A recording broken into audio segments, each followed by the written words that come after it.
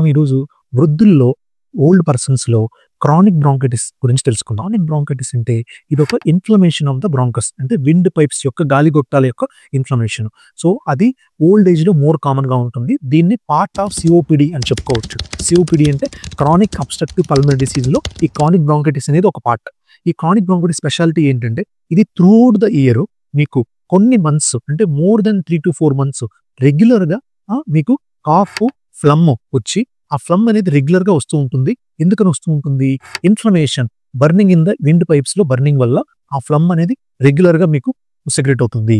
దీన్ని మనం chronic bronchitis అంటాం. సింప్టమ్స్ ఆల్రెడీ చెప్పుకున్నాం. కాఫ్ రెగ్యులర్‌గా ఉంటుంది. దాంతో పాటు ఫ్లమ్ ఉంటుంది. బ్రెత్‌లెస్‌నెస్ ఆయాసంగా ఉంటారు. చెస్ట్ టైట్‌నెస్‌గా ఉంటారు. కొంచెం పిల్లి కూతురు కూడా వచ్చే అవకాశం ఉంటుంది.